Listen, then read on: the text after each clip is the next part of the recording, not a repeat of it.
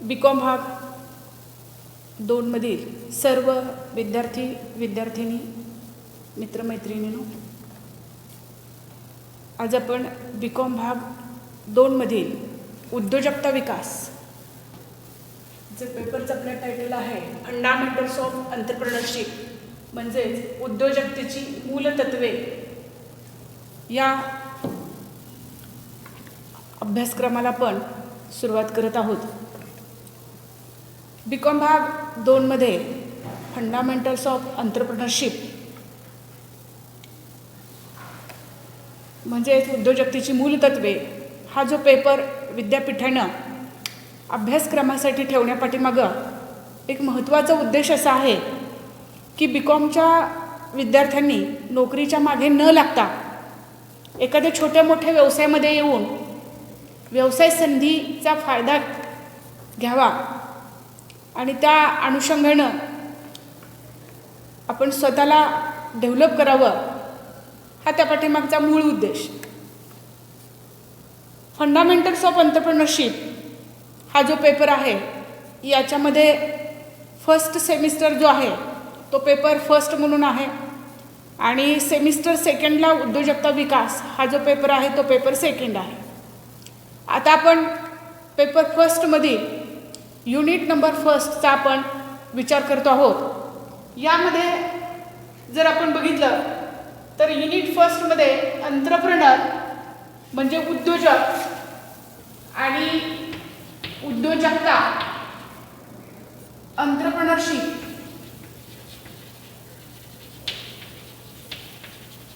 असे 2 भाग आपल्याला बघायचे. एंटरप्रेनर म्हणजे उद्योजक आणि एंटरप्रेन्योरशिप म्हणजे उद्योजकता. या लेक्चरला आपण उद्योजक, त्याचा अर्थ आणि व्याख्येचा भाग आपण पाहणार आहोत. साधारणपणे बघा, उद्योजक ही संकल्पना बघण्यापूर्वी आपण उद्योग म्हणजे काय, उद्योजक म्हणजे काय आणि उद्योजकता म्हणजे काय याचा अर्थ अतिशय संक्षिप्त रूपाने आपण बघू शकतो. आपण मॅनेजमेंट टॉपिकमध्ये गेल्या वर्षी बघितलेलं आहे की उदरनिर्वाह करण्यासाठी, पोट भरण्यासाठी मनुष्य सतत काही ना काहीतरी करत असतो. या काही ना काहीतरी करण्यालाच आपण कामधंदा असं म्हणतो. आणि या कामधंद्याचे जर आपण प्रकार बघितले तर नोकरी, पेशा आणि व्यवसाय असे 3 भाग पडतात. म्हणजे उदरनिर्वाह करण्यासाठी, पोट भरण्यासाठी, जीवन जगण्यासाठी मनुष्य काही ना काहीतरी करत असतो, म्हणजेच ह्युमन ऑक्युपेशन. यापैकी व्यवसाय हा जो घटक आहे, नोकरी या पेशा आणि व्यवसायामधला व्यवसाय हा जो घटक आहे, याच्यामध्ये जर बघितलं तर व्यवसायामध्ये वस्तू सेवांचं उत्पादन करणं, त्याची विक्री करणं आणि उत्पन्न मिळवणं या क्रियेचा समावेश होतो. इथं उद्योग ही जी क्रिया आहे त्याला उपक्रम असंही आपण म्हणतो, त्यालाच एंटरप्राइज असं म्हटलं जातं. ENTERPRISE, enterprise. Enterprise, enterprise means उद्योग किंवा उपक्रम. विशिष्ट उद्देशानं किंवा विशिष्ट उद्दिष्ट समोर ठेवून एखादी कृती करणं त्याला आपण उद्योग असं म्हणतो. याच्यामध्ये वस्तू सेवांचं उत्पादन करणं, विक्री करणं आणि नफा मिळवण्याचा भाग अभिप्रेत आहे. ही कृती जी आहे ती व्यक्तिगत स्वरूपाची असू शकते किंवा सामूहिक स्वरूपाची असू शकते. आता व्यवसाय किंवा उद्योग करायचं म्हटलो की वस्तू उत्पादनाचे घटक एकत्रित आणावे लागतात. व्यवसाय सुरू करण्यासाठी नवीन नवीन कल्पना शोधाव्या लागतात, त्या लढवाव्या लागतात. बाजारपेठांचा शोध घ्यावा लागतो, तंत्रज्ञान निवडावं लागतं, त्याच्या माध्यमातून वस्तू सेवांचं उत्पादन करावं लागतं. त्या वस्तू सेवा बाजारपेठेमध्ये नेऊन त्याची विक्री करावी लागते. आणि ह्या ज्या सगळ्या क्रिया आहेत त्यालाच आपण उद्योजकता असं म्हणतो. म्हणजे वस्तू उत्पादनं घेण्याकरता उत्पादनाचे घटक गोळा करणं, त्यांची जुळवाजुळव करणं, त्यापासून उत्पादन बनवणं, त्याची विक्री करणं, त्यातून उत्पन्न मिळवणं उत्पादनासाठी जे घटक आले त्याच्यावरचा तो खर्च पेड करणं, राहिलेलं जे काही उत्पन्न आहे त्यातून उदरनिर्वाह, ह्या सगळ्या गोष्टी या उद्योजकतेमध्ये अभिप्रेत आहेत. आता साधारणपणे ह्या सगळ्या गोष्टी करत असताना बरेचदा नुकसानीची शक्यता जास्त राहते. म्हणजे व्यवसायामध्ये बऱ्याच वेळेला जोखीम राहते आणि म्हणून जो जोखीम स्वीकारणार आहे, जो रिस्क स्वीकारणारा आहे, ही धाडसी मोहीम आर्थिक हातामध्ये घेणारा जो आहे त्याला उद्देशून उद्योजक असं म्हटलेलं आहे. आता जर तुम्ही बघितलं तर उद्योजक ही संकल्पना आत्ता अलीकडच्या काळातली नाही आहे. म्हणजे उद्योजक ही संकल्पना जर तुम्ही बघितलं तर फार प्राचीन काळापासून उद्योजक ही संकल्पना आपण पाहतो आहोत, बघत आहोत. यामध्ये अगदी मनुष्याच्या उत्क्रांतीच्या सुरुवातीच्या अवस्थेपासून जर आपण बघितलं तर सामान्यपणे मनुष्य जेव्हा उत्क्रांतीच्या पहिल्या टप्प्यामध्ये आपण बघा की सुरुवातीला तो जंगलामध्ये इतर प्राण्याप्रमाणे भटकत होता, स्वजबाबदारीवर स्वतःचं संरक्षण करत होता, उदरनिर्वाहासाठी फळफळावरांचा सेवन करत होता, वस्त्र म्हणून अंगाभोवती वस्त्र म्हणून झाडांच्या साली लपेट होता. हे सर्व जबाबदारीवर चालत. परंतु नंतर इतर प्राण्यांपासून संरक्षण मिळवण्यासाठी हा मनुष्य कळपामध्ये राहू लागला. पुन्हा हे कळप कालांतरानं कुठंतरी स्थिर झाले आणि ग्रामीण अर्थव्यवस्था निर्माण झाली. या अवस्थेमध्ये मानवाला काही सामाजिक गरजा निर्माण झाल्या, काही आर्थिक गरजा निर्माण झाल्या आणि ह्या गरजा भागवण्यासाठी तो सतत प्रयत्नशील राहिला, सतत काही ना काहीतरी शोधत राहिला, उपक्रमशील राहिला आणि यातूनच उद्योजक ही संकल्पना पुढे आलेली असताना तुम्हाला बघायला मिळेल. आता इथं जर बघितलं, आपण अभ्यासाच्या सोयीसाठी जर बघितलं तर उद्योजक ही संकल्पना अगदी अलीकडच्या काळातली नाही आहे, ती फार पूर्वीपासून आपण पाहतो आहोत. असं जर समजलं तर उद्योजक ही संकल्पना किंवा उद्योजक हा जो शब्दप्रयोग आहे तो इंग्लिशमधील एंटरप्रेन्योर या शब्दापासून आलेला आहे.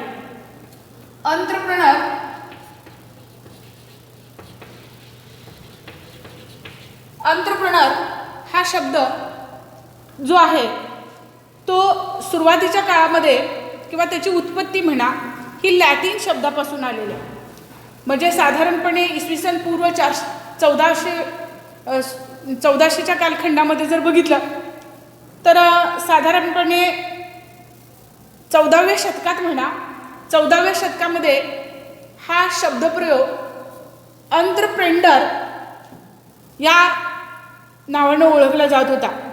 आता एंटरप्रेन्योर म्हणजे कोण, तर साधारणपणे 14व्या शतकामध्ये कर गोळा करण्यासाठी राजाला विशिष्ट रक्कम देऊन कर गोळा करण्याचा अधिकार मिळवण्यासाठी जो कोणी प्रयत्न करणारा होता त्याला उद्देशून एंटरप्रेन्योर हा शब्दप्रयोग वापरला गेल्याचं काही पुरावे आपल्याला पाहायला मिळतात.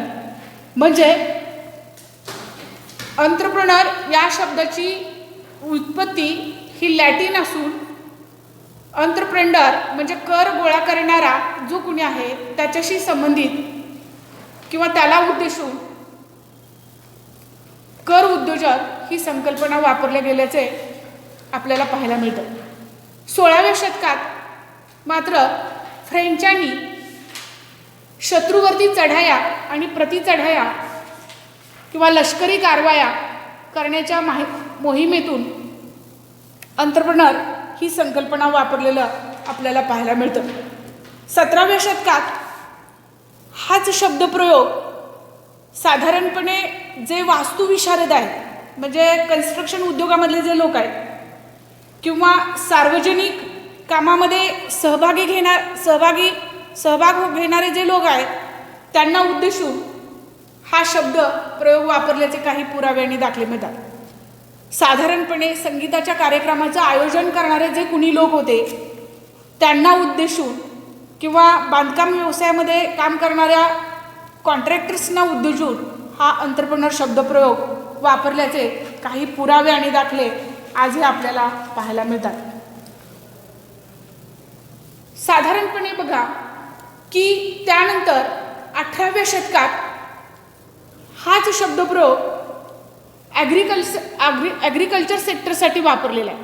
म्हणजे जो जमिनीमध्ये लागवड करून बियांची पेरणी करून जे उत्पादन घेणारे लोक आहेत त्यांना उद्देशून, म्हणजे शेतकऱ्याला किंवा कल्टिवेटर्स जे आहेत त्यांना उद्देशून उद्योजक ही संकल्पना मांडल्याचे तुम्हाला पाहायला मिळेल. साधारणपणे बघा, शेती करत असताना यामध्ये अनिश्चित पाऊस, हवामानातील बदल, सतत उद्भवणाऱ्या नैसर्गिक आपत्ती या आणि अशा कारणामुळं शेतीमध्ये नुकसान मोठ्या प्रमाणावर होत आहे. आणि हे जो कोणी सहन करणारा आहे, ही जी जोखीम स्वीकारणारा कोणी आहे आणि त्या अनुषंगाने कृषी उत्पादन घेऊन त्याची विक्री करून उत्पन्न मिळवणारा जो कोणी आहे, अशा शेतकऱ्यांना उद्देशून ही संकल्पना वापरल्याचे आपल्याला पाहायला मिळते. साधारणपणे त्यानंतर मात्र 18व्या शतकानंतर मात्र जे पाश्चिमात्य विकसनशील राष्ट्र आहेत की ज्याच्यामध्ये इंग्लंड आहे, अमेरिका आहे, फ्रान्स आहे, जर्मनी आहे, जपान आहे, या आणि अशा विकसित राष्ट्रांनी उद्योजक ही संकल्पना बदलून थोडीशी अर्थव्यवस्थेमध्ये जे कोणी बदल घडवून आणणारे आहेत त्या लोकांना उद्देशून उद्योजक ही संकल्पना विचारात आणलेली आहे किंवा वापरात आणलेली आहे. म्हणजे प्रगतशील अर्थव्यवस्थेमध्ये व्यवसाय, उद्योग, व्यापार क्षेत्रामध्ये बदल घडवून आणणारा जो कोणी आहे तो म्हणजे उद्योजक, अशी ही व्याख्या उद्योजकाची पुढे आलेली आहे. ऑक्सफोर्ड शब्दकोशाप्रमाणे जर बघितलं तर उद्योजक म्हणजे सार्वजनिक संगीत संस्थेचा संचालक.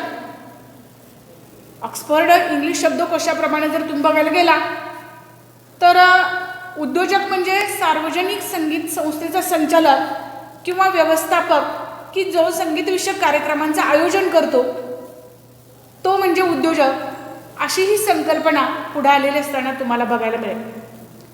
आज जर आपण बघितलं तर गेल्या पाठीमागच्या 1, 2, 3 शतकामध्ये जर बघितलं तर उद्योग आणि उद्योजकांनी देशाची अर्थव्यवस्था ही प्रगतशील बनवण्यासाठी मोलाचे प्रयत्न केल्याचे आपल्याला पाहायला मिळतं. साधारणपणे त्यांच्या मते एखादी गोष्ट करणे ही उद्योजकीय संकल्पना आहे. त्यानुसार उद्योजक म्हणजे उद प्लस योजक, या शब्दाची फोड, उद्योजक शब्दाची फोड त्यांनी केलेली आहे उद प्लस योजक. इथं उद याचा अर्थ निर्मिती आहे. निर्मिती, नवीन कल्पनांची निर्मिती, नवीन योजनांची निर्मिती, आणि ती कल्पना किंवा ती योजना जो कल्पकतेनं उपयोगात आणतो, अंमलबजावणीत आणतो, तो म्हणजे उद्योजक. म्हणजे नवीन कल्पनांचा शोध घेणं आणि त्या कल्पना अगदी कौशल्यानं वापरात आणणं, असं जो कोणी करणार आहे तो म्हणजे उद्योजक, अशी ही संकल्पना पुढे आलेली असताना तुम्हाला बघायला मिळेल. अगदी अलीकडच्या काळामध्ये तुम्ही जर बघितलं तर ही कल्पना अत्यंत व्यापक अर्थाने घेतलेली आहे. यामध्ये फक्त धाडसी मोहिमा हातामध्ये घेणं किंवा जोखीम स्वीकारणारी व्यक्ती म्हणजे उद्योजक नाही आहे, एवढ्याच मर्यादित त्याचा अर्थ घेऊन चालणार नाही.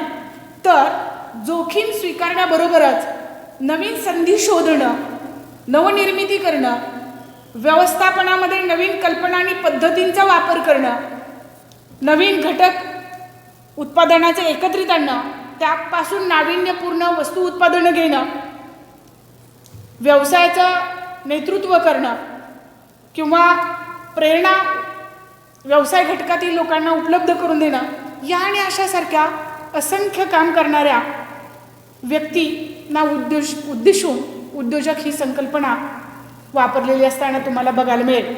आता नवीन संधीचा शोध घेणं, त्यापासून वस्तुसेवांची उत्पादन करणं, उत्पादन करण्यासाठी उत्पादनांच्या घटकांची जुळवाजुळव करणं, झालेली वस्तूची उत्पादनं मार्केटमध्ये आणणं, विक्री करणं, उत्पन्न मिळवणं, ह्या ज्या काही प्रोसेस आहेत त्या केवळ शेतीमध्येच नाहीत, उद्योगामध्ये नाहीत, तर शेती, उद्योग, व्यापार, व्यवसाय सेवा, कला या आणि अशा सर्वच क्षेत्रामध्ये या संकल्पना वापरल्या जात आहेत आणि त्या अनुषंगानं त्या कल्पनेप्रमाणे उद्योजक ही संकल्पना त्या क्षेत्रातील म्हणून ओळखली जाते आहे. ब्रिटानिका विश्वकोशाप्रमाणे उद्योजक म्हणजे अशी व्यक्ती की जी भविष्यकालीन अनिश्चित परिस्थितीबाबत व्यवसायाचं कार्य चालू ठेवण्यात आवश्यक जोखीम स्वीकारते. बघा, ब्रिटानिका विश्वकोशाप्रमाणे जी व्याख्या केली गेली आहे त्यामध्ये उद्योजक म्हणजे अशी व्यक्ती की जी भविष्यकालीन अनिश्चित परिस्थितीबाबत व्यवसायाचे कार्य चालू ठेवण्यात आवश्यक जोखीम स्वीकारते, ती म्हणजे उद्योजक, असा साधारण अर्थ घेतलेला आहे. आता भविष्यकालीन अनिश्चित परिस्थिती म्हणजे का? आज जर आपण आजच्या स्थिर किमतीला वस्तू सेवांचं उत्पादन केलं तर याच किमतीला भविष्यामध्ये वस्तू किंवा सेवा विक्री होतील याची आपण खात्री देऊ शकत नाही. बिकॉज ऑफ अनप्रेडिक्टेबल फ्युचर, म्हणजे भविष्याबाबत आपण अंदाज करू शकत नाही.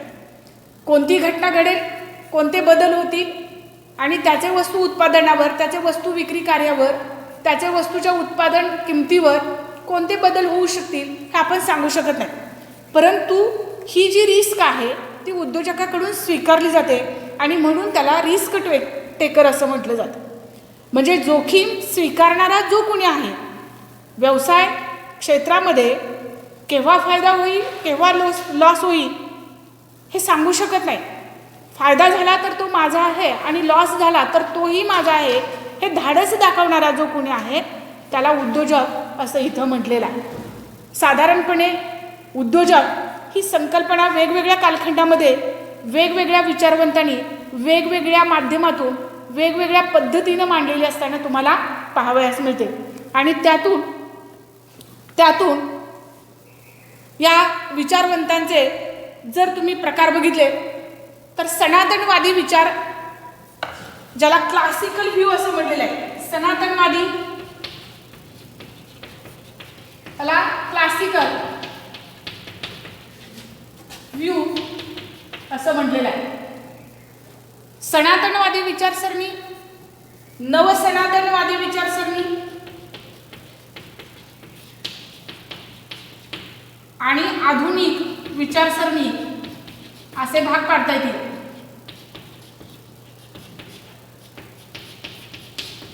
आता इथं सनातनवादीला आपण क्लासिकल व्ह्यू म्हणू, सनातनवादीला न्यू क्लासिकल व्ह्यू म्हणू,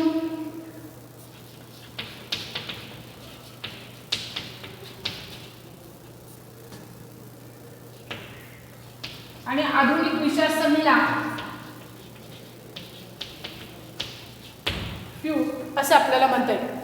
आता इथं जर बघितलं तर उद्योजक ही संकल्पना वेगवेगळ्या कालखंडामध्ये मांडली गेली आणि वेगवेगळ्या विचारवंतांनी किंवा त्या कालखंडातल्या विचारवंतांनी उद्योजक आणि उद्योजकतेकडं ज्या दृष्टीनं पाहिलं त्या अनुषंगाने त्या व्याख्या बनत गेल्याचं आपल्याला पाहायला मिळेल. आता सनातनवादी विचारसरणीमध्ये जर तुम्ही बघितलं तर Richard Cantillon, Frank H Knight, Adam Smith, J B. Say आणि मिल यासारख्या विचारवंतांचा समावेश होतो. यांच्या मते जोखीम स्वीकारणारा, नफ्यासाठी उत्पादन करणारा, उत्पादनाचे विविध घटक एकत्रित आणणारा, उद्योगाला लागणारे भांडवल पुरवठा करणारा म्हणजे उद्योजक. बघा, या तज्ज्ञांनी 19व्या शतकाच्या सुरुवातीस ही जी संकल्पना व्यवसाय क्षेत्रासाठी मांडलेली होती त्यामध्ये उद्योजक म्हणजे त्यांच्या मते जो व्यवसायामध्ये जोखीम स्वीकारणारा आहे, नफा मिळवण्यासाठी उत्पादन करणारा जो कोणी आहे, त्याकरता उत्पादनांच्या घटकांची जुळवाजुळव करणारा जो कोणी आहे आणि उद्योगाला लागणारा भांडवल पुरवठा करणारा जो कोणी आहे, अशा व्यक्तीस किंवा व्यक्तिसमूहास आपण उद्योजक म्हणून ओळखू किंवा उद्योजक म्हणून आपल्याला म्हणता येईल. या सर्वांनी या विचारधारेमध्ये उद्योजक हा धोका पत्करणारा असतो या कार्याला महत्त्व दिलेलं आहे. सनातनवादी विचारसरणी प्राचीन विचारसरणी म्हणून ओळखली जाते. या विचारवंतांच्या मते उद्योजक हा व्यवसायामध्ये धोका पत्करत असतो. आजच्या स्थिर किमतीला वस्तू सेवांचं उत्पादन करायचं आणि भविष्यातील अनिश्चित किमतीला विक्री करून उत्पन्न मिळवायचं हा उद्देश जर आपण बघितला व्यवसाय पाठीमागचा, तर इथं रिस्क आहे. आज आपण स्थिर किमतीला वस्तू सेवांचं उत्पादन करतो, भविष्यामध्ये अनिश्चित किमतीला वस्तू सेवांचं विक्री करत असताना अपेक्षित प्रॉफिट मिळेलच याची खात्री देता येत नाही. म्हणजे इथं जोखीम आहे आणि हा जोखीम स्वीकारणारा जो कुणी आहे त्याला उद्देशून उद्योजक ही संकल्पना मांडलेली आहे. त्यानंतर साधारणपणे त्या अनुषंगाने काही व्याख्या जर तुम्ही बघितला तर रिचर्ड कॅन्टिलोनची व्याख्या तुम्हाला बघता येते. तर रिचर्ड कॅन्टिलोन काय म्हणतो, ठराविक किमतीला उत्पादनाचे घटक खरेदी करून त्यापासून तयार केलेली वस्तू भविष्य काळात अनिश्चित किमतीला विक्री करणारी व्यक्ती म्हणजे उद्योजक होय. सनातनवादी विचारसरणीप्रमाणे रिचर्ड कॅन्टिलोनची व्याख्या अतिशय पूरक अशी व्याख्या आहे की ठराविक किमतीला उत्पादनाचे घटक खरेदी करून त्यापासून तयार केलेली वस्तू भविष्य काळात अनिश्चित किमतीला विकणारी व्यक्ती म्हणजे उद्योजक होय, अशी त्यानं व्याख्या केलेली आहे. त्यानंतर याच अनुषंगानं जर तुम्ही जे.बी. सेनची व्याख्या बघितली तर जे.बी. से काय म्हणतात की उद्योजक म्हणजे असा मध्यस्थ की जो उत्पादनाची साधनं संघटित करून गुंतवलेल्या भांडवलाचं व्याज, कामगारांची मजुरी, जमिनीच्या भाड्याच्या रकमेची पुनर्स्थापना करून वस्तूच्या किमतीद्वारे करतो आणि त्यातून नफा मिळवण्याचा प्रयत्न करतो. म्हणजे आज उद्योजकाचं एक महत्त्वाचं कार्य जर ओळखलं आपण तर वस्तू सेवांचं उत्पादन करणं आणि विक्री करणं. वस्तू सेवांचं उत्पादन करण्यासाठी उत्पादनांच्या घटकांची आपल्याला जुळवाजुळव करावी लागेल.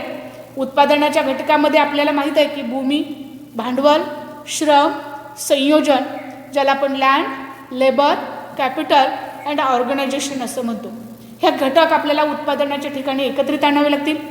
त्यापासून वस्तू सेवांचं उत्पादन करावं लागेल, मार्केटमध्ये विक्री करावी लागेल आणि त्यातून जे काही उत्पन्न मिळेल त्यातून ह्या उत्पादन घटकांचे जे खर्च आहेत ते भागवले जातील आणि राहिलेले जे काही उत्पन्न आहे हे उद्योजकाच्या मालकीचं राहील, तो त्याचा प्रॉफिट असेल. आज कुठलाही व्यवसाय करत असताना टू अर्न मॅक्झिमम प्रॉफिट हा उद्देश ठेवला जातो. व्यवसायामध्ये नफा मिळवणं हा महत्त्वाचा भाग. हा नफा मिळवत असताना केव्हा नफा होईल केव्हा लॉस होईल हे आपण सांगू शकत नाही, किंवा कारण भविष्यामध्ये अनिश्चित परिस्थिती आहे. त्याचबरोबर दुसरी व्याख्या जर आपण फ्रँक एच नाईटची बघितली तर जी व्यक्ती जोखीम किंवा धोका पत्करते, अनिश्चिततेच्या परिस्थितीत निर्णय घेते, ती व्यक्ती म्हणजे उद्योजक. इथं वस्तू सेवांचं उत्पादन करण्याबरोबर व्यवसायामध्ये महत्त्वाचे निर्णय घेणं हाही भाग पुढालेला आहे. निर्णय घेणं हे व्यवस्थापकीय कार्य. आता व्यवस्थापन म्हणजे काय आपण पाठीमागं पाहिलेलं आहे. व्यवस्थापन म्हणजे काय तर इतरांकडून काम करून घेण्याची कला. व्यापक व्याख्या किंबॉलचे आपण पाठीमागं पाहिलेले आहे की ज्याच्यामध्ये व्यवसायाचं प्रवर्तन करणं म्हणजे व्यवसायाची कल्पना करण्याची मनामध्ये आणण्यापासूनचा ते प्रत्यक्ष व्यवसाय स्थापन होईपर्यंतचा जो भाग आहे तो भाग विचारात घ्या. व्यवसायाचं प्रवर्तन करणं, व्यवसायाला अर्थपुरवठा करणं, त्याचबरोबर व्यवसाय ज्या संघटनेद्वारे चालतो त्या संघटनेचं सामान्य स्वरूप निश्चित करणं, त्याचबरोबर नियोजन करणं, निर्णय घेणं, निर्देशन करणं, समन्वय राखणं आणि नियंत्रण ठेवणं यासारखी कार्य करणारी यंत्रणा आहे, त्याला आपण व्यवस्थापक असं म्हणतो. या व्याख्येमध्ये फ्रँक एच नाईटच्या मतानुसार जर बघितलं तर उद्योजक ही व्यक्ती धोका स्वीकारतेच, त्याचबरोबर अनिश्चित परिस्थितीमध्ये निर्णय घेण्याचं सामर्थ्यही दाखवते. व्यवस्थापकीय कार्यही त्याच्याकडून पूर्ण केली जातात आणि ही अशी जी कार्य करणारा जो कुणी आहे त्याला उद्योजक असं म्हटलेलं आहे. आता निओ क्लासिकल व्ह्यू जर बघितला तर निओ क्लासिकल व्ह्यूमध्ये Joseph Schumpeter, David McClelland, professor Hagen, John Stuart Mill यासारखे विचारवंत येतात. या विचारवंतांनी सनातनवादी विचारसरणीप्रमाणे नुसतं वस्तू सेवांचं उत्पादन करणं, विक्री करणं आणि जोखीम स्वीकारणं याशिवाय उद्योजकाला आणखीनही काही महत्त्वाची कार्य पूर्ण करावी लागतात याचा उहापोह केलेला, याचा विचार मांडलेला. साधारणपणे कुठलाही व्यवसाय करायचं म्हटलं तर या व्यवसाय क्षेत्रामध्ये पुढाकार घेणारा, नवनिर्मिती घडवून आणणारा, जुन्या परंपरा सोडून नवीन प्रयोग करणारा, साहसी धाडसी मोहिमा राबवणारा, उत्पादनाच्या आणि वितरणाच्या नवीन तंत्राचा वापर व्यवसाय क्षेत्रात करणारा जो कुणी आहे तो म्हणजे उद्योजक, अशी उद्योजकाबाबत संकल्पना मांडलेली आहे. यामध्ये शुम्पीटर नावाचा एक व्यवस्थापन विचारवंत येतो. त्याच्यामध्ये अर्थव्यवस्थेमध्ये काहीतरी नवीन घडवणारा, नाविन्याचा शोध घेणारा, उद्योगाला आवश्यक असणारे भांडवल व इतर सामग्री एकत्रित करणारा, संघटनेला स्वतंत्र अस्तित्व मिळवून देणारा जो कुणी आहे तो म्हणजे उद्योजक, अशी त्यानं व्यापक संकल्पना मांडलेली आहे. इथे जर बघितलं तर अर्थव्यवस्थेमध्ये नाविन्यपूर्ण वस्तू सेवांची उत्पादनं घेणं, उद्योगाला आवश्यक असणारं भांडवल पुरवठा करणं, उद्योगासाठी आवश्यक असणाऱ्या साधन सामग्रीची जुळवाजुळव करणं आणि एक संघटनेला स्वतंत्र अस्तित्व मिळवून देण्याचं काम इथं उद्योजकाच्या संदर्भात विचारात घेतलेलं आहे. आता ही शुम्पीटरच्या मते उद्योग व्यवसाय क्षेत्रामध्ये जी नवनिर्मितीची प्रक्रिया आहे ती नवनिर्मिती त्यांना वेगवेगळ्या घटकांच्या माध्यमातून सांगण्याचा प्रयत्न केलेला आहे. नवनिर्मिती म्हणजे का, त्याच्यामध्ये नाविन्यपूर्ण असं काहीतरी घडवून आणणं. नवनिर्मिती ही सृजनात्मक क्रिया आहे. दृश्य अदृश्य स्वरूपामध्ये काहीतरी शोधून काढणं, निर्माण करणं याशी संबंधित नवनिर्मितीची प्रक्रिया आहे. आता मग उद्योग आणि व्यापार क्षेत्राच्या दृष्टीतून नवनिर्मिती ही कोणत्या बाबतीत असू शकते, तर नवीन वस्तूची उत्पादनं तयार करणं. नवीन वस्तू म्हणजे कुठल्या वस्तू, तर आज मार्केटमध्ये त्या वस्तू कोणाला माहीत नाहीत, अशा अगदी नवीन वस्तू ज्यांची कोणाला ओळख नाही, ज्या कोणाला माहीत नाहीत, अशा नाविन्यपूर्ण वैविध्यपूर्ण अशा वस्तू सेवांची उत्पादन करणं याच्यामध्ये नवनिर्मिती असू शकते. साधारणपणे नवनिर्मिती ही उत्पादनाच्या नवीन पद्धती शोधण्यामध्ये,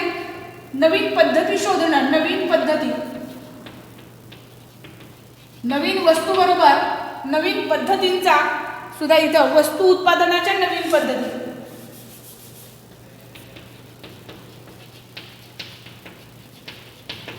साधारणपणे इथं नवीन वस्तू उत्पादन पद्धती आपण बघितलं तर पूर्वी हाताच्या साहाय्याने वस्तूचं उत्पादन केलं जात होतं. औद्योगिक क्रांतीनंतर वस्तू सेवांचं उत्पादन करण्यामध्ये यंत्राचा वापर केला गेला. मोठ्या प्रमाणावर यंत्राच्या साहाय्याने वस्तूची उत्पादने केली गेली. त्यानंतर जर परिस्थिती बघितली आपण तर यंत्राच्या साहाय्याने वस्तूचं उत्पादन तर केलं जातच आहे, परंतु आज अलीकडच्या काळामध्ये असंख्य तांत्रिक शोध, संशोधनं, तंत्रज्ञान हररोज मार्केटमध्ये येत आहे आणि त्याचा वापर आपल्या उत्पादनाच्या ठिकाणी करून नवीन वस्तू उत्पादन पद्धती डेव्हलप करणं, त्या अनुषंगानं नवीन वस्तू सेवांची उत्पादनं करणं ही संकल्पना याच्यामध्ये अभिप्रेत आहे. आजपर्यंत ज्या वस्तू कोणाला माहीत नाही अशा वस्तूंची निर्मिती करणं नवनिर्मितीची प्रक्रिया. पूर्वीच्या पद्धती उत्पादनाच्या तर आहेतच, परंतु त्या पद्धतीमध्ये नाविन्यपूर्ण तंत्रज्ञानाचा वापर करून नाविन्यपूर्ण वस्तूची उत्पादनाची पद्धती शोधून काढणं ही सुद्धा नवनिर्मितीची प्रक्रिया आहे. त्याचबरोबर नवीन बाजारपेठांचा शोध घेणं, मार्केट नवीन शोधणं, नवीन बाजारपेठा शोधणं. बाजारपेठ त्याला आपण मार्केट असं म्हणतो. आज वस्तू उत्पादनं जर बघितली तर पूर्वी गावापुरती मर्यादित बाजारपेठ होती. त्यानंतर देशाच्या सीमेच्या आत उद्योग व्यापार चालवत होते. आज वस्तू सेवांची उत्पादनं बाहेरच्या राष्ट्रामध्ये आपण जाताना पाहतो आहोत. म्हणजे आज बाजारपेठ जर बघितली तर जागतिक स्वरूपाची बाजारपेठ. जागतिकीकरणामुळे दोन देश जवळ आलेले आहेत, दोन देशाच्या सीमा जवळ आलेल्या आहेत. एका देशातून दुसऱ्या देशामध्ये सहज आपण व्यापारी व्यवहार घडवून आणू शकतो. एका देशातून दुसऱ्या देशामध्ये वस्तू पाठवता येतात. विक्री करता येते, उत्पन्न मिळवता येते. नवीन नवीन बाजारपेठा आज वस्तूला उपलब्ध करून देण्याचं काम उद्योजकाकडून केलं जातं. त्याचबरोबर नवीन कच्च्या मालाचं स्रोत शोधणं. कच्चा माल जो पूर्वपासून आपण वापरत आहोत, कच्च्या मालाचा स्रोत जे आहे, कच्चा माल जो आहे, रॉ मटेरियल ज्याला आपण म्हणतो, वस्तू उत्पादनासाठी अत्यंत महत्त्वाचा असणारा हा घटक आहे. आज वस्तू उत्पादन करण्यासाठी कच्चा माल पारंपरिक पद्धतीनं पूर्वीपासून जो आपण वापरत आहोत तो तर आहेच, परंतु त्याशिवाय आणखीन रॉ मटेरियल उत्पादनासाठी कोणत्या पद्धतीनं आपल्याला उपलब्ध करता येईल, ते कुठून मिळवता येईल, कशा पद्धतीनं त्याचा आपल्याला कल्पकतेनं उत्पादनाच्या ठिकाणी वापर करता येईल आणि क्वालिटीचं उत्पादन ग्राहकासाठी आपल्याला बाहेर काढता येईल, हे सुद्धा याच्यामध्ये पाहणं अभिप्रेत आहे. कच्च्या मालाचं नवीन स्रोत शोधणं, नवीन माल वेगळ्या वेगळ्या पद्धतीनं उत्पादनाच्या ठिकाणी उपलब्ध करून देणं, हे त्याच्यामध्ये अभिप्रेत आहे. त्याचबरोबर उद्योग व्यवसाय सुरू ठेवण्यासाठी जी संघटनेची बांधणी आपल्याला करावी लागते. संघटनेची रचना, संघटनेची बांधणी किंवा नवीन संघटना अंमलात आणणं, ह्याचे कन्सेप्ट आहे ते इथं अभिप्रेत आहे. संघटना म्हणजे ऑर्गनायझेशन. संघटन करणं व्यवस्थापनाचं कार्य आहे. संघटन, ऑर्गनायझिंग हा जो कार्याचा भाग आहे व्यवस्थापनाचा, तो दोन अर्थानं वापरला जातो, संघटन आणि संघटना. संघटन म्हणजे भौतिक वस्तूंचं संघटन. साधारणपणे उत्पादनाच्या ठिकाणी अनेक घटक आपल्याला एकत्रित आणावे लागतील, त्यांची जुळवाजुळव करावी लागेल, त्याला आपण संघटन म्हणू. आणि संघटना हा व्यक्तीचा समूह आहे. साधारणपणे व्यवस्थापन जर आपण बघितलं तर 3 टायर सिस्टीम आहे. Top level management, middle level management आणि लोअर लेवल मॅनेजमेंट. आता साधारणपणे व्यवस्थापन हे त्रिस्तरीय आहे. व्यवस्थापन हे त्रिस्तरीय आहे, ज्याच्यामध्ये सर्वात वरच्या पातळीवर टॉप लेवलचा भाग होतो, मिडल लेवलवरती, मधल्या स्तरावरती मध्यम पातळीवरचा व्यवस्थापनाचा भाग येतो आणि तळाला संघटनेचा भाग येतो. हे 3 टायर सिस्टीम म्हणून ओळखले जाते. वरच्या स्तराला आपण प्रशासन म्हणतो, मधल्या स्तराला आपण मध्यम पातळीवरचं व्यवस्थापन किंवा त्यालाच मिडल लेवल मॅनेजमेंट म्हणतो, त्यालाच विभागीय पातळीवरचं व्यवस्थापन म्हणतो, आणि तळाचा स्तर जो आहे त्याच्यामध्ये कनिष्ठ स्तरावरील व्यवस्थापनाचा भाग येतो. कनिष्ठ अधिकारी जे अधीक्षक आहेत, पर्यवेक्षक आहेत वगैरे वगैरे, मुकादम मिस्त्री आणि त्यांच्या हाताखाली काम करणारा कर्मचारी, अधिकारी वर्ग, हा मिळून हा कनिष्ठ स्तर तयार होतो. ही संघटनेची रचना म्हणजे सर्वात वरच्या स्तराला टॉप लेवल मॅनेजमेंटचा भाग येतो, इथं मध्ये मिडल लेवल मॅनेजमेंट आणि लोअर लेवल मॅनेजमेंट. ही त्रिस्तरीय संघटन रचना आपल्याला सर्व स्तरावर पाहायला मिळते. पण आज जर बघितलं तर गतिमान अर्थव्यवस्थेमध्ये ही रचना आता बदलली जात आहे. उदाहरणार्थ मार्केटिंगमध्ये जर बघितलं तर आज वस्तू उत्पादक स्वतःच वस्तूची उत्पादनं मार्केटमध्ये विक्री करण्यासाठी उतरत आहेत. पूर्वी उत्पादक, घाऊक व्यापारी, किरकोळ व्यापारी ही वितरण साखळी होती. आज ती साखळी राहिलेली आहे, मधले मिडलमॅन कमी केले गेलेले आहे आणि डायरेक्ट वस्तूचे उत्पादन करणारे उत्पादक मार्केटमध्ये प्रत्यक्ष ग्राहकाशी संपर्क साधून वस्तूची विक्री करून उत्पन्न मिळवताना तुम्हाला पाहता येतात. म्हणजे आज ही संघटन रचना बदलत आहे. व्यवसाय, उद्योग, व्यापार क्षेत्रामधील इतर बदलाबरोबरच संघटनेच्या रचनेमध्ये सुद्धा नाविन्यपूर्ण बदल होत आहेत आणि हे बदल व्यवसाय क्षेत्रामध्ये घडवून आणणारा जो कोणी आहे तो सुद्धा उद्योजक आहे असं आपल्याला म्हणता येईल. म्हणजे उद्योजक ही जर संकल्पना जर आपण बघितली तर वेगवेगळ्या अर्थाने आपल्याला पाहता येते. आता आजच्या किंवा आधुनिक युगातील, आधुनिक कालखंडातील विचारवंतांच्या मते व्यवसाय संधी ओळखून नवनिर्मिती करणारा, संधीच्या अनुषंगानं वाजवी जोखीम स्वीकारणारा, व्यवस्थापन कौशल्याच्या माध्यमातून प्रकल्प फलप्रद होण्याच्या दृष्टीनं सर्व साधनांची जुळवाजुळव करणारा असा जो कोणी आहे त्याला उद्योजक असं म्हटलेलं आहे. व्यवसाय संधी ओळखून नवनिर्मिती घडणारा, संधीच्या अनुषंगानं वाजवी जोखीम स्वीकारणारा, विविध कौशल्याच्या माध्यमातून व्यवसाय यशस्वी होण्याच्या दृष्टीतून साधनांची जुळवाजुळव करणारा असा जो कोणी आहे त्याला उद्योजक असं त्यांनी म्हटलेलं आहे. आधुनिक विचारवंतामध्ये स्टेपनेक, डेव्हिड मॅक्लेलँड, पीटर ड्रकर या आणि अशा सारख्या उद्योजकांनी, विचारवंतांनी अधिक व्यापक अर्थानं उद्योजक ही संकल्पना मांडलेली आहे. आधुनिक विचारसरणीप्रमाणे जर आपण व्याख्या आणखीन बघायचं म्हटलो तर इव्हन्सची व्याख्या आपल्याला बघता येते. इव्हन्सच्या व्याख्येप्रमाणे उद्योजक म्हणजे अशी व्यक्ती की जी व्यवसायामध्ये अनुसरण करते, संघटन करते, नियंत्रण ठेवते, वस्तू आणि सेवा यांचा पुरवठा करते, त्या दृष्टीनं उत्पादनाची संसाधनं एकत्र आणते, त्या व्यक्तीस उद्योजक असं म्हटलेलं आहे. बघा, इव्हन्सच्या व्याख्येप्रमाणे उद्योजक म्हणजे अशी व्यक्ती की जी अनुसरण करते, संघटन करते, नियंत्रण करते, वस्तू आणि सेवांचा पुरवठा करते किंवा त्या दृष्टीने उत्पादन संसाधनं एकत्र आणते, अशा व्यक्तीस उद्देशून उद्योजक ही संकल्पना त्यांनी मांडलेली आहे. प्राध्यापक BC टंडनच्या मते उत्पादन घटकांची व्यवस्था करून व्यवसायाची जोखीम पत्करणारी अत्यंत बुद्धिमान अशी व्यक्ती जी आहे तिला उद्योजक असं त्यांनी म्हटलेलं आहे. आता ह्या सर्व व्याख्यांचा जर आपण विचार केला, क्लासिकल, न्यू क्लासिकल आणि मॉडर्न हे 3 व्ह्यूज जर आपण बघितले तर या 3 व्ह्यूजच्या माध्यमातून, या 3 दृष्टिकोनाच्या माध्यमातून उद्योजक ही संकल्पना अधिक स्पष्ट होण्यासाठी आपल्याला मदत होते. वरील सर्व व्याख्यांचा आपण विचार केला तर थोडक्यात आपल्याला म्हणता येतं उद्योजक हा नवनिर्मिती घडवून आणणार आहे, व्यवसाय संधी शोधण्याबरोबर जोखीम किंवा धोका पत्करणारी व्यक्ती आहे, उत्पादन घटकांचं आणि संसाधनांचं एकत्रीकरण करणारा जो कुणी आहे तो उद्योजक आहे, व्यवसायाचं व्यवस्थापन करणारा आहे, व्यवसायामध्ये निर्णय घेणारा जो कुणी आहे त्याला उद्देशून उद्योजक हे संकल्पना आपण आणलेली आहे.